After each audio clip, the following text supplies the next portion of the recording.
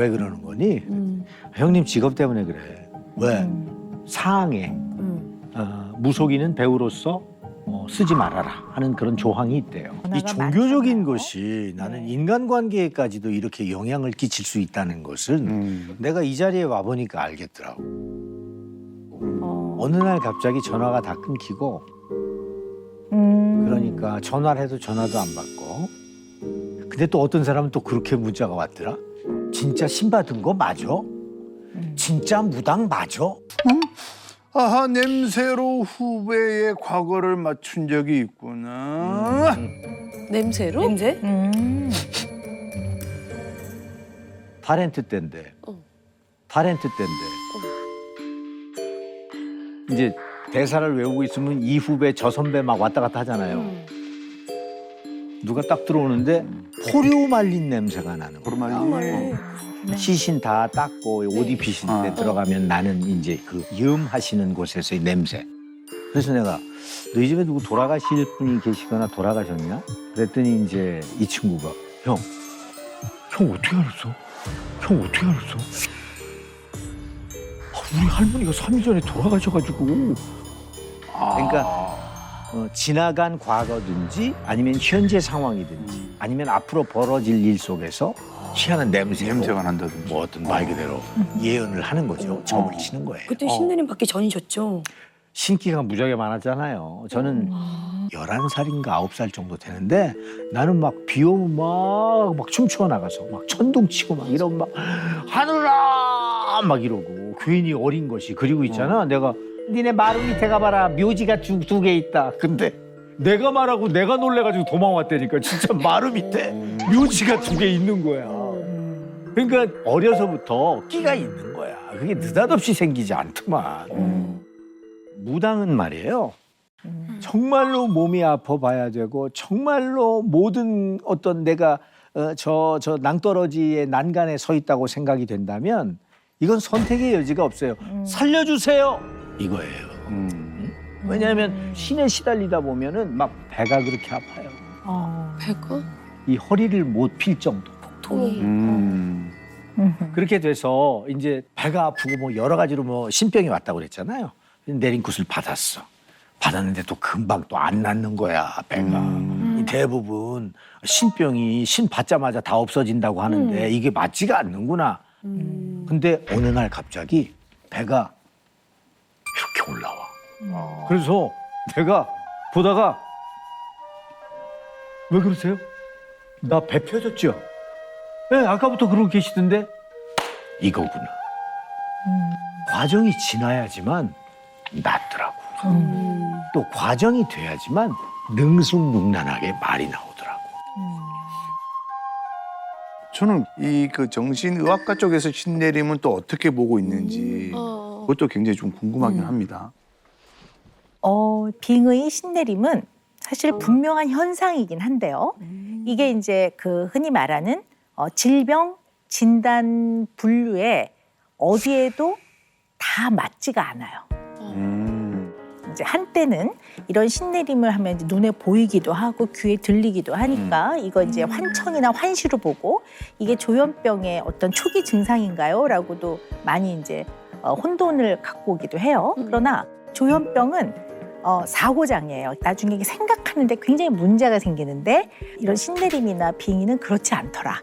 그리고 사회적인 관계에서 사회적 역할 수행에 문제가 생기는데 빙의나 신내림은 다른 사람들과의 어떤 대인관계 이런 데에 문제가 현저하게 생기지 않더라라는 거예요. 그래서 사실은 지금 현재 현대의학에서 다루는 정신의학에서의 진단 체계에 어느 것에도 진단 기준, 질병 진단 기준에 들어가지 않아요. 그래서 그냥 빙의라는 그냥 그 표현을 그대로 써요. 한국말로. 아, 화병처럼. 네네, 그렇게 쓰는데요. 말씀을 드리고자 하는 거는 치료를 해야 되는 질병으로 보지 않는다라고. 이걸 분명 알고 계셔야 될 것 같아요. 네네. 근데 또 문득 생각이 드는 것이요. 또 오 박사님께 예를 들어서 그런 어떤 빙의의 과정을 겪고 계신 분들이 실제로 뭐 어떤 상담을 받으러 오시기도 하는지 네, 궁금합니다. 오시죠. 오시고요. 이 빙의 과정, 신내림 과정에서 또 아니면 이제 흔히 말씀하시는 이제 신을 영접하기 전에 겪는 고통들이 있거든요. 그러면 이제 그게 정체를 모르니까, 이유를 모르니까 잠도 못 자고 막 살도 쪽쪽 빠지고 뭐 그러니까 찾아오죠, 병원으로. 그러면 정말 많은 분들이 상담하러 오시잖아요. 혹시 그 상담하러 오신 분 중에 네. 정신과 의사분도 있으세요? 오. 심리학을 전공하셔서 심리 상담을 하시는 분들도 많고, 그리고 정신과 선생님들도 오시죠. 오시는데 어떤 분이 오셨어. 머리가 하얘. 선생님, 내가 그래서 보자마자 네? 자기도 놀랄 거야. 선생님은 엄마에 대한 그 간절함이 너무너무 가슴속에 자리 잡았는데 엄마가 왜 이렇게 슬퍼해? 어머머머. 그러면서 얘기한다는 게 무당은 무당이네. 오. 그러고 가더라고. 이 사람 자살했나요? 형님이 혹시 임종을 못 뵀죠? 못 봤어. 빛나시는 인생을 다시 만드시기 바라겠습니다.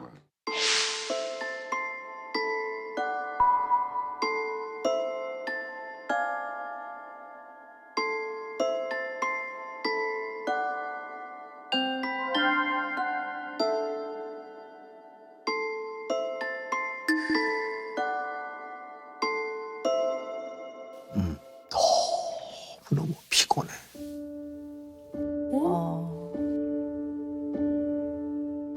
너무너무 내가 몸이 피곤하니까 이러다가 제명대로 살겠어.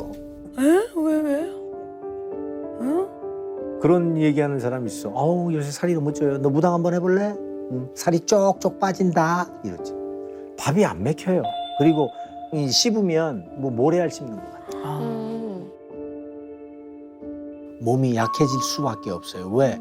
정말 아픈 사람 다 느껴야 되고 사고로 간 사람 다 느껴야 되고 갑자기 제가 막 토해요. 손님 앞에서, 상담자 앞에서 막 이래요. 막 이래요. 아유, 이거 뭐야? 누가 약 먹고 죽었어 이거. 자기 목숨을 자기가 다 한 사람 또 그런 고통 다 느껴야 되니 항상 아유, 오늘 일을 해야 되는데 또 어떤 사람이 오는 거야. 어떨 때는 겁날 때도 있어. 왜냐하면 내 몸이 약해졌을 때는 그것이 더 힘들게 느껴지기 때문에. 어떡해.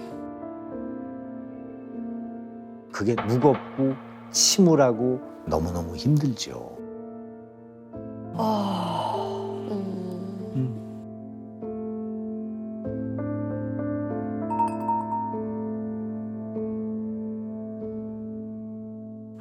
왜 안 힘드시겠어요? 이게 다른 사람의 이야기를 듣는 건 되게 힘든 일이거든요. 또 굉장히 초자연적인 현상이잖아요. 그러니까 그런 거를 딱 겪었을 때는 예측을 못하니까 얼마나 당황하고 놀라고 얼마나 힘드셨겠습니까? 네. 살이 쪽쪽 빠지는 일이죠.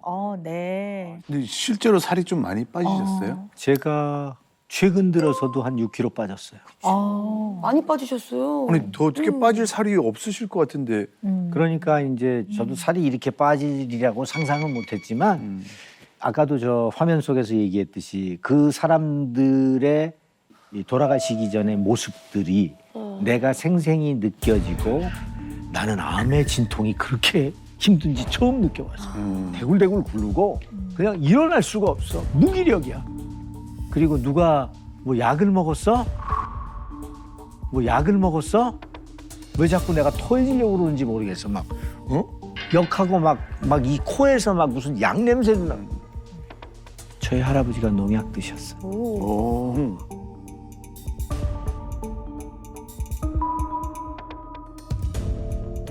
근데 이게 제 직업 속의 애환이겠지만 하루 종일 이런 분들이 오잖아요. 그렇지. 좋은 경험을 하는 사람들이 저 찾아올 리 없고 오 선생님 안 찾아가요. 고민 있는 분. 그래서 이런 사람들이 나한테 와가지고 또 얘기를 하면 이제 얘기 다 끝났죠? 나는 그래. 그럼 자기들도 그래. 네, 이제 가. 네? 아이 좀 가. 힘들어. 가. 1시간 반이 넘었어. 문 열어봐요. 저 뒤에 앉아있는 사람 몇 명인가. 선생님, 저를 좀 살려주셔야지 이러고 안 가는 분들도 계신단 말이지. 근데 나는 고작 왜 이런 스트레스를 왜 사람들은 막 광분할 수도 있잖아. 근데 그렇게 못하는 것도 스트레스인 거야. 제발 나 좀 살려줘. 이제는 더 이상 드릴 말씀이 없으니까 이제 여기까지 합시다. 이러면 깔끔하게 일어나면 되시는데 나가면서 하나도 못 본다 야. 저 새끼 사기꾼 같은 놈 아니야? 근데 있잖아요. 이런 일련의 모든 어떤 부작용이나 어떤 잡음을 다 몸으로 흡수하고 이해하고 또 내 자신의 평정을 잡으려고 노력한다는 것이 이렇게 힘든 줄을 난 몰랐어. 아니, 근데 그걸 그렇게 대놓고 얘기하는 사람도 있어요? 있죠. 어머머. 아이고 참. 있죠. 별의별 사람 다 있어요. 진짜 입에 담지 못할 사람들. 근데 오 선생님 같은 경우는 이렇게 선생님의 어떤 진단이나 여러 가지 이 충고에 대해서 반하는 사람 없나요?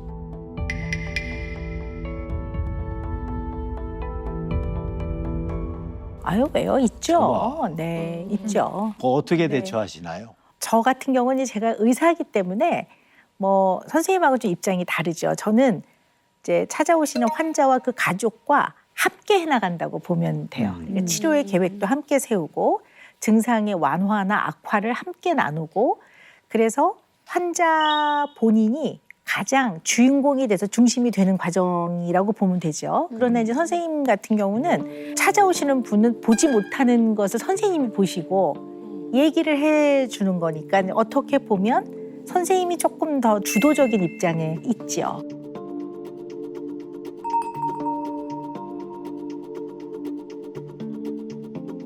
근데 저는 좀 아까 좀 보고 굉장히 안쓰러웠던 게 네. 이게 선생님을 찾아오시는 분들과의 관계에서는 굉장한 에너지, 이 정신적 에너지를 소모하시는 그런 과정인데 그래서 아까 이렇게 눈을 감고 흐르고 있는 모습이 굉장히 안타까웠어요. 그래서 저 같은 경우도 저는 사람 되게 좋아하는데요. 그래서 만나서 얘기하고 그런 거 너무 좋아하지만 저도 이렇게 잠깐은 완전 침묵 속에 있어요.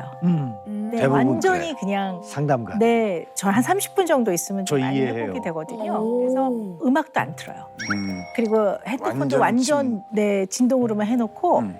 가만히 있을 때가 있어요. 네, 근데 매일 그러지는 않는데요, 가끔. 그래서 쉴 땐 좀 어떻게 쉬시는지도 좀 궁금하고 그 에너지 재충전을 좀 어떻게 하세요? 저는 이제 선생님은 이제 뭐 모든 게 다 조용히 침묵이다. 나는 이제 음악을 듣는 거야. 어떤 음악 들으세요? 예, 큰 딸내미가 아빠 왜? 쇼팽 들어 쇼팽. 쇼팽의 녹턴이라고 있어. 나는 햇살이 이렇게 감사한 건 줄을 무당하면서 알았어요. 막 방울을 흔들기 시작하는 거예요. 흔들면서 한 분, 두 분, 세 분 하면 어느 날 창문을 딱 보면 새카만 밤이 돼 있는 거야. 나하고 함께 일하는 친구가 그래요. 원장님 대단하세요. 뭐가? 다른 분 같으면 저녁 때 끝나면 다 나가실 텐데 원장님은 그냥 여기서만 사시잖아요. 여기서만. 어느 날 촬영장에서 이제 본격적으로 뭐가 보이기 시작하는 거야.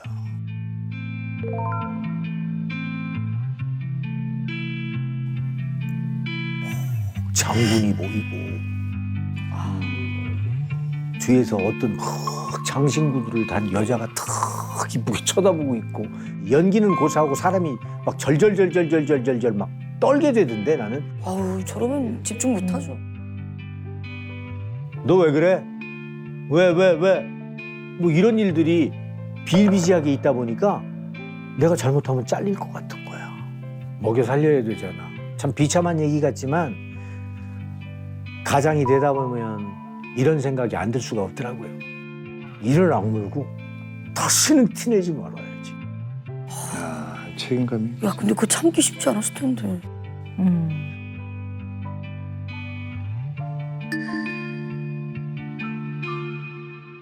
내가 거부하면 나는 발길로 체임을 당하고 신한테 그다음 밑으로 내려가신다는데.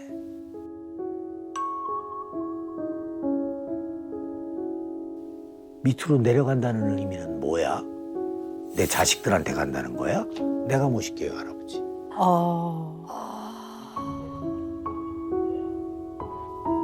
잘못했습니다. 살려주세요. 엎드리면서 내림 복 받고 하면서 오늘까지 오게 됐죠. 네. 뭐 누군들 그 신내림을 받는 것이 그렇게 뭐 편안하고 본인이 이렇게 결정한 것이 아니니까 어떻게 그게 달갑겠습니까? 근데 그거를 그래도 중대한 결정을 하시게 된 가장 큰 이유네요. 네, 자식들한테 내려가게 될까? 물론이죠. 네. 네. 아 정말 그거는 부모로서의 깊은 사랑과 깊은 마음이네요. 네. 제 의무라고 저는 생각해요. 그리고 저 아무것도 모르는 애들한테 이렇게 직이라는 뜻은 이제 신이 어른 거리잖아. 그럼 대부분 자아가 깨져. 이게 뭐지? 내가 진짜 본 건가? 근데 나는 이제 묵힌 신이 그냥 묵을 대로 묵으셔가지고 인정했지. 내 팔자가 무당 팔자가 맞나 보다. 뭐가 자꾸 보이네. 이거 큰일 났네. 이 정도인데 이제 젊은 애들한테 이런 일이 자꾸 이렇게 막 하면 막 자아가 흔들리는 거야. 그러니까 정신적으로 혼란이 오죠.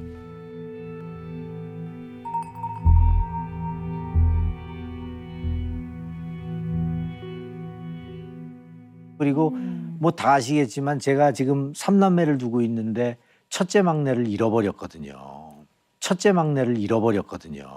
5남매 중에서 첫 아이, 딸아이하고 막내 아들아이를 잃어버렸거든요.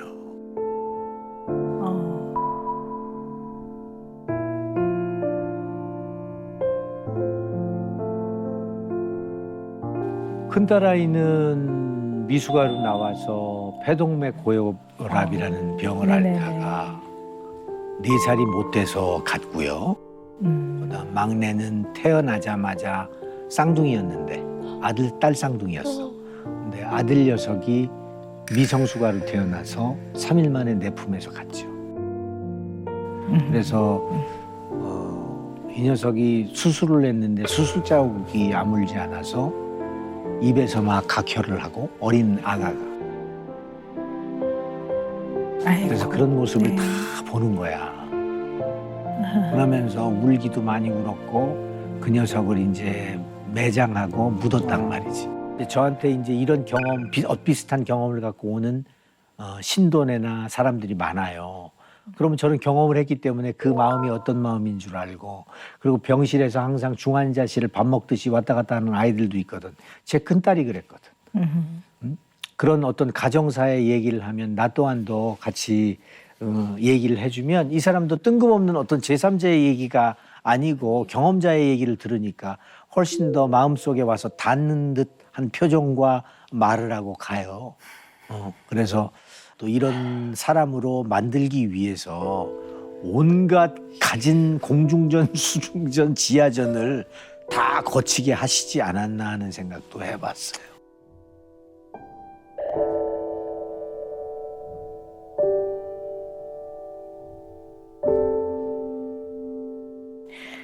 혹시 아이들이 좀 세상을 떠난 게 나 때문인가 뭐 이런 생각도 하세요? 물론이죠. 부부지간에 이렇게 자식을 먼저 보내는 분들은 특히 아가들, 집안이 말 그대로 이제 난장판이 되는 거예요. 여자나 남자나 이제 나중엔 책임 전가를 하는 거야. 그건 분명히 있어. 네가 애를 건강히 못 나니까 이런 거 아니야. 너는 뭘 잘났는데 뭐 이런 거야. 맨날 싸우는 거야, 맨날. 그럼 또 맨날 술 먹어. 어느 날 내 큰딸이 너무너무 그리워서 나도 죽어야 되겠다. 이렇게 살면 뭐야. 나도 왜 눈물이 나냐. 참 죽겠다.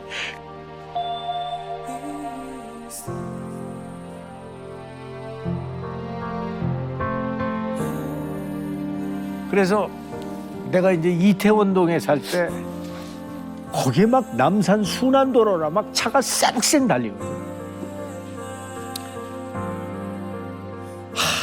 죽어야지. 인생 별거 아니네.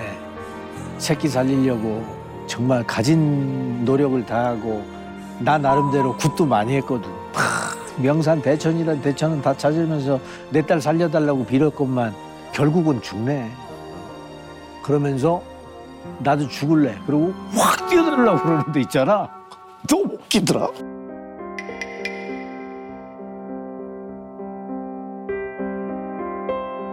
확 뛰어들으려고 하는데 빵! 그러면서 뭐가 지나가면서 그 철푸덕 주저앉으면서 눈물을 막 흘리는데 보름달 같은 마누라의 얼굴이 막 이렇게 얼굴이 하나 가득 있는데 걔도 울고 있는 거야. 집에 갔더니 진짜 울고 있더라고. 어? 오늘 안 들어오는 줄 알았대. 뭔가 일을 저지를 것 같더래 내가. 뭐 이런 우여곡절이 많았죠. 사람 사는 게 사는 게 아니에요. 네. 왜 울어?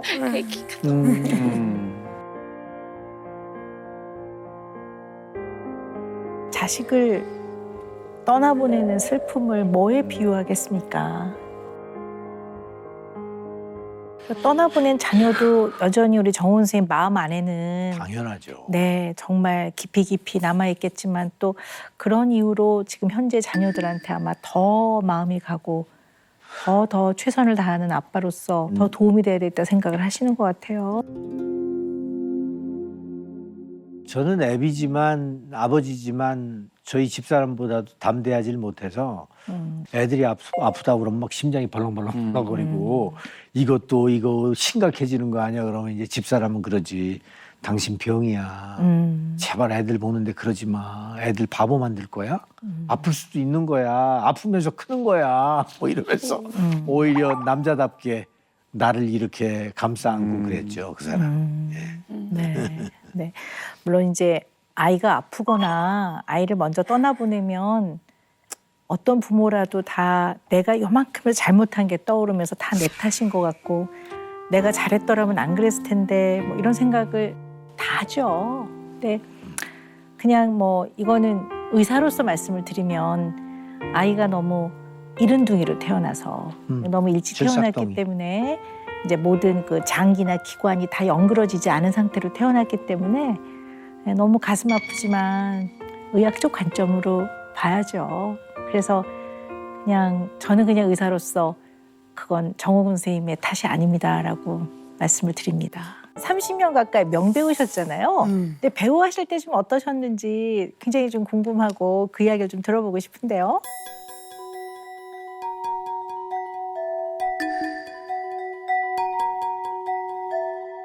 그때는 진짜 날라다녔지.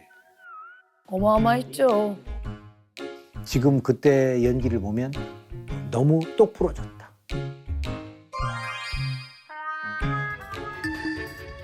그럼 그때 항상 아쉬웠던 건 역할이 뭐예요? 그럼 제일 나쁜 놈. 역할이 뭐예요? 제일 흉악한 놈.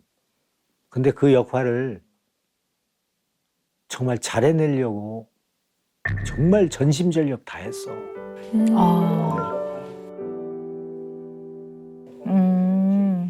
그리고 그때는 정말로 죽기 아니면 살기로 나는 스튜디오 들어가는 걸 전쟁으로 생각했으니까 여기서 난 꼭 살아남을 거야.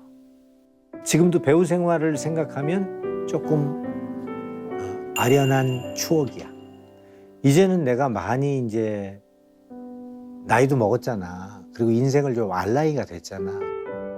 더 농익은 연기를 할 수 있는 자신감은 생겨. 더 여유가 있을 것 같아.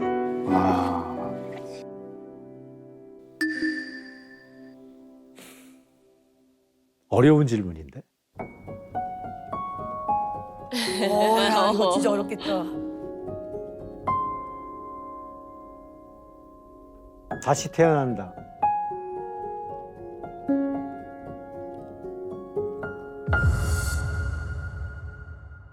배우 대 무속인.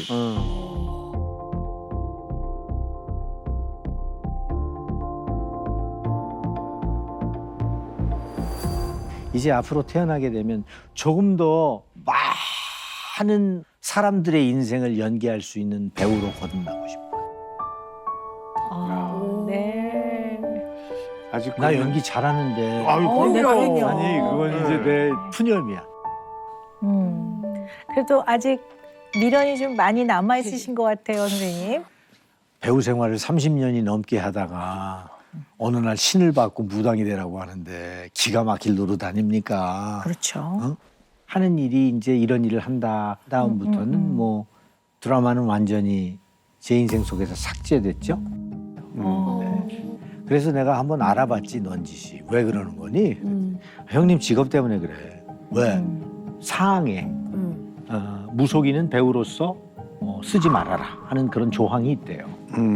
그래서 어떤 이런 톡쇼는 나올 수 있지만 드라마 속에서의 어떤 배역을 연기하기는 좀 힘들다 하는 얘기를 제가 들었어요. 아 근데 저는 뭐 무속인이 되셔서 이제는 배우 활동을 아예 안 하시는 줄 알았거든요. 이제 본인이 안 하신다고 하시는 줄 알았거든요. 아니 그게 아니고요. 바람은 하고 싶죠. 왜 네. 하기 싫겠어요. 직업이 그러면 드라마 못 쓴대, 못 한대. 아 그래? 할 수 없지 뭐. 그러고 말았어요. 근데 이제 30년 배우 생활을 하셨으면 굉장히 지인도 많고 선후배도 많고 같이 이제 일했던 동료도 많으실 것 같은데 네. 무속인이 돼서 생활하신다는 게 알려지고 나서 인간관계도 좀 변화가 이 종교적인 많으셨나요? 것이 나는 네. 인간관계에까지도 이렇게 영향을 끼칠 수 있다는 것은 내가 이 자리에 와 보니까 알겠더라고. 어느 날 갑자기 전화가 다 끊기고 그러니까 전화를 해도 전화도 안 받고 근데 또 어떤 사람은 또 그렇게 문자가 왔더라. 진짜 신 받은 거 맞아? 진짜 무당 맞아? 뭐 이런 식으로.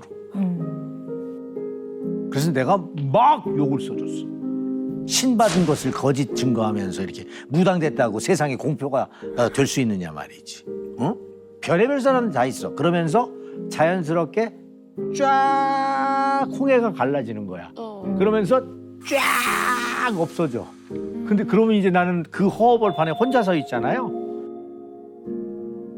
어느 날 길을 걷는데 옛날에 탤런트 때는 어머 연기 너무 좋아요. 두 번째 이제 무당 됐을 때 정우근 씨네 그러면서 이제 내가 가다가 우연히 뒤를 보게 됐어. 이런다. 아 만나고 나서 뒤에 들어. 앞에는 말 못하고 뒤에서 그래도 그리고 또 어느 날 엘리베이터를 탄 거야. 꽉 찼어. 그래서 얼른 넙죽 탔더니 갑자기 뒤에다 대고 내 뒤통수에 대고 여기 뭐 8층에 무당 들어왔다며 이러는 거야. 이렇게 대담해. 네. 근데 이분은 내가 자기한테 아무 말도 못하고 가만히 앞만 보고 있을 줄 알았지. 갑자기 피가 확 거꾸로 솟으면서 내가 무당인데 왜? 이렇게 되더라고. 왜요? 왜? 내가 무당이야. 왜? 제 직업이 나는 왜 사람들에게 그렇게 손가락질을 받아야 될까?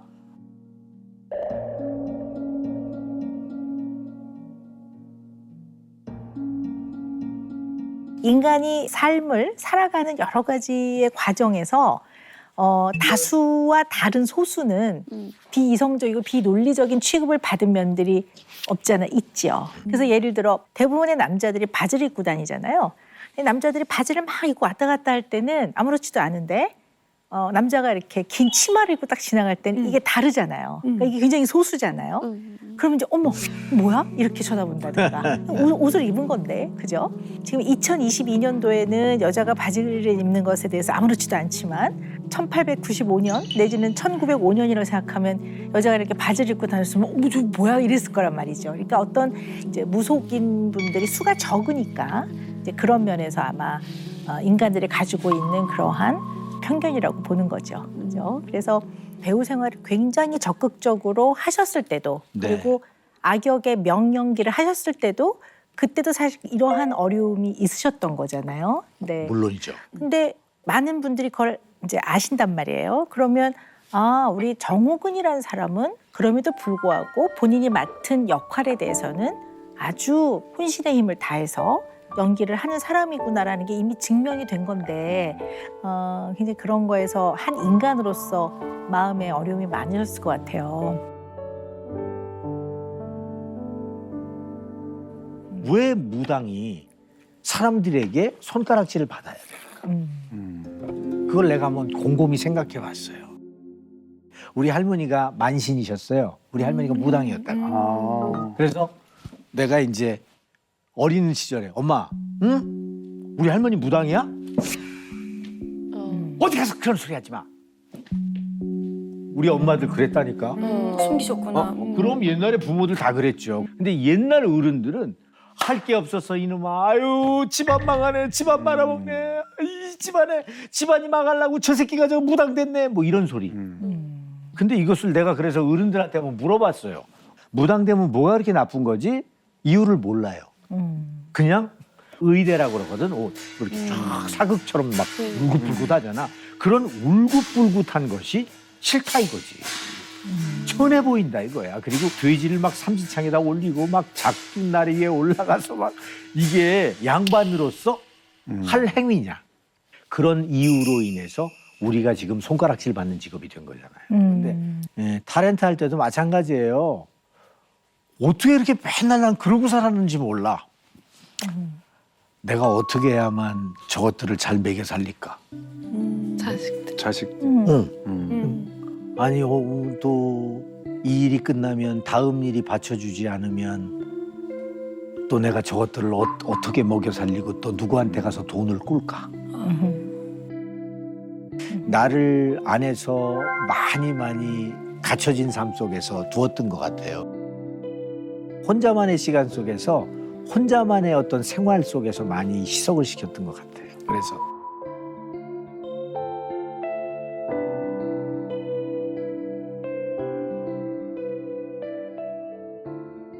가장 이렇게 마음이 자꾸 남는 게 굉장히 외로우셨겠다. 30년이라는 건 굉장히 긴 기간이고 그러니까. 어떤 한 직역이라고 하죠. 직업적 역할을 30년을 한다는 건 굉장히 긴 기간인데 어느 날 하루아침에 이제 다 인간관계가 많이 정리가 되고 오던 연락이 끊기고 또 지금도 일을 하시면서 하루 종일 그 같은 장소에서 계속 기도를 드리시고 제가 타인의 입장에서 보면 너무나 외롭고 고립되어 있는 삶인 것 같아요.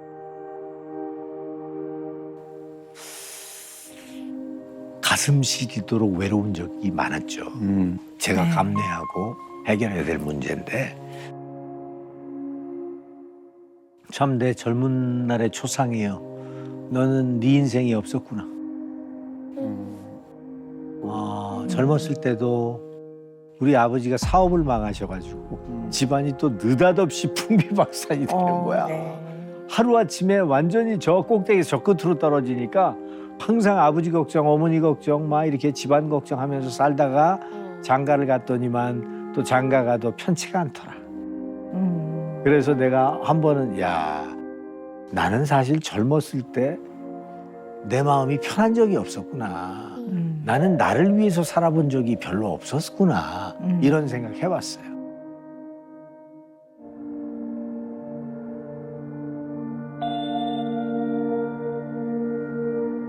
아니 근데 우리 아까 선생님 그러고 보니까 내가 개인적인 삶을 산 적은 별로 없다고 말씀하셨는데요. 네. 그래도 굳이 뭐 그냥 이런 질문 한번 드려봐요. 그러니까 인간 정호군으로서 나는 이런 거 좀 앞으로 해보고 싶다. 한 3가지 좀 떠올려 본다면 뭐가 있을까요?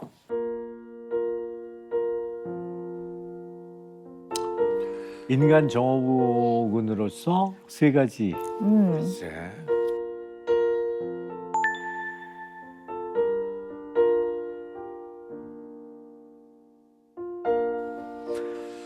카메라 좀 좋은 거 하나 사고 싶고요. 네. 사진 찍는 거 좋아하시는구나. 사진 찍는 거. 2번째는 우리 마누라한테 더 잘해주고 싶고요. 그 사람은 나 만나서 고생 많이 했거든요. 네. 3번째는 글쎄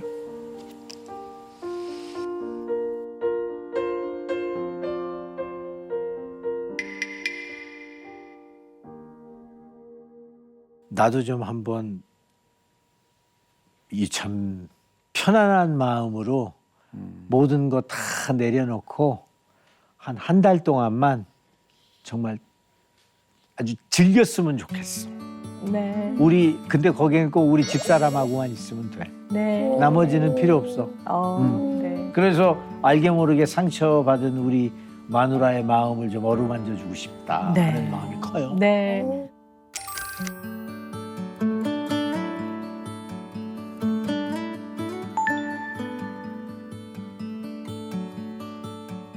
코로나도 조금 이제 진정세에 들어가서 이제 좀 미국도 좀 수월하게 다녀오실 수 있게 된 것 같아요. 네, 네. 네. 이제 집사람이 올 가을에 들어올 거예요. 아, 좋으시겠습니다. 네. 만나야죠. 아, 네. 선배님 세계 말씀하실 때 저는 어. 마지막에 하나 기대한 거 있는데요. 뭐야?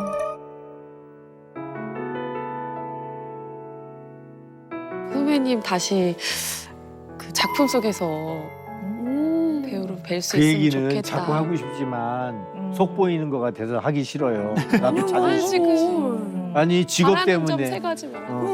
내 직업 때문에 캐스팅이 안 된다면 어쩔 수 없잖아요. 그죠? 근데 바람은 하고 싶죠. 왜 네. 하기 싫겠어요? 네. 아 근데 또 이렇게 선생님이 직접 연기를 계속 하고 싶다라고 말씀을 하셨기 때문에 그렇죠. 또 우리 선생님의 명연기를 기억하셨던 많은 그럼요. 분들이 화면 속에 선생님의 연기를 다시 뵐 수 있게 되기를 저 진심으로 기원합니다. 감사합니다. 네. 기다리고 있습니다.